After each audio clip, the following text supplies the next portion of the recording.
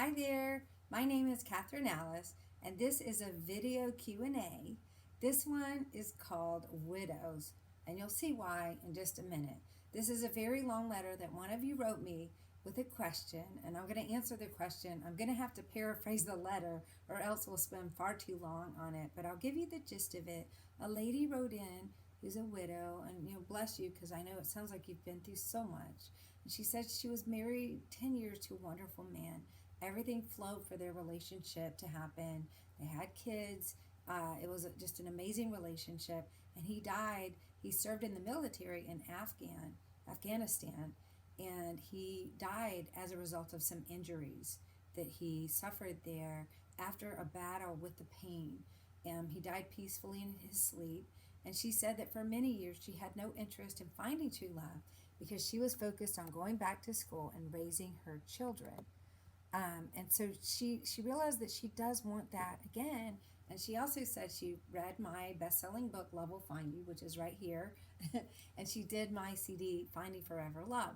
She said there are not that many examples of widows. That's very true. I only have so much time, so I tried to put in examples of each kind, but there's a limit on those. That the book's not the longest book, and the CDs have a certain length they have to be.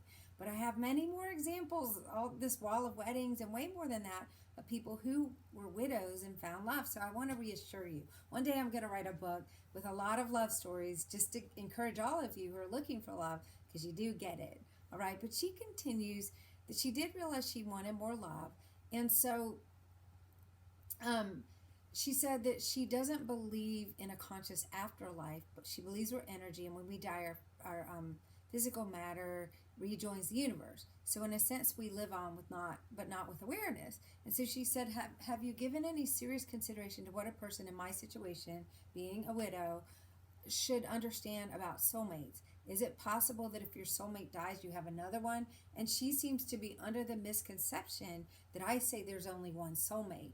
And it was widows that convinced me that there may be more than one soulmate. I taught many workshops for years and years and years, and occasionally, almost every workshop, there'd always be somebody who felt that their soulmate had died. And so their question to me was, Kathryn, can I have another soulmate, or was that it for me? And my answer is yes, there can be another soulmate.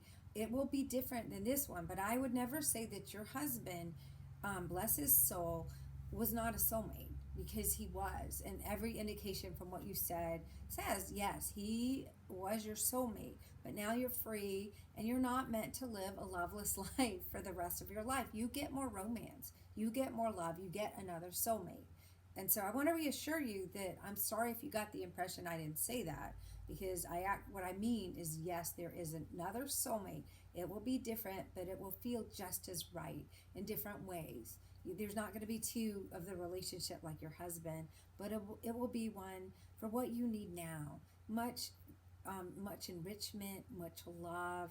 It's so fun to fall in love again. It's amazing, and have that passion to share your life again. And it sounds like you have such a good template with your first husband, your soulmate, of what that will be like. So it will probably be easier for you to move on and meet somebody. I would ask, if I were working with you, I'd ask that you do some more releasing, just to make sure you're clear. And let's be clear that the attachment is not the same as love. So it's okay to dissolve the attachment, knowing that your love with your husband will live on forever.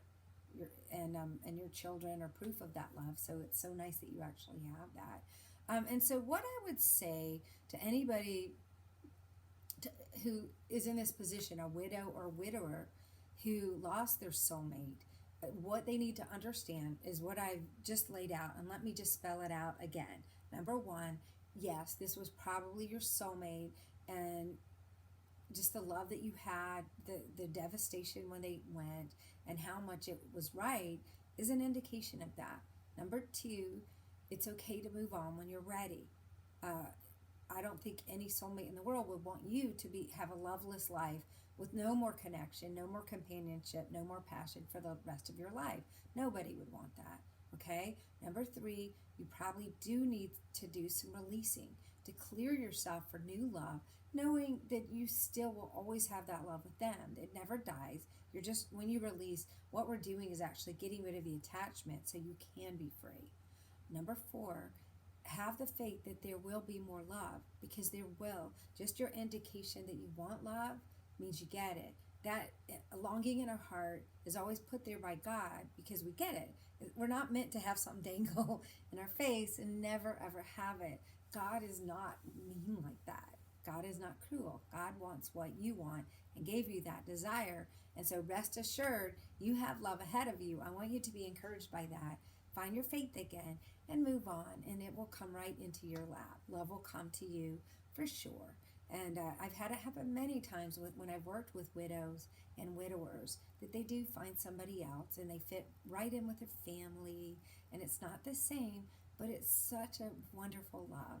And so you get your soulmate. I encourage you to do the work, to get completely open, to find that faith. And before you know it, you'll be the next one on my wall of weddings. And I can't wait to hear it. Sending you so much love and support. And I'm very glad that you wrote in. Continue to enjoy my work. Much love. Bye-bye now.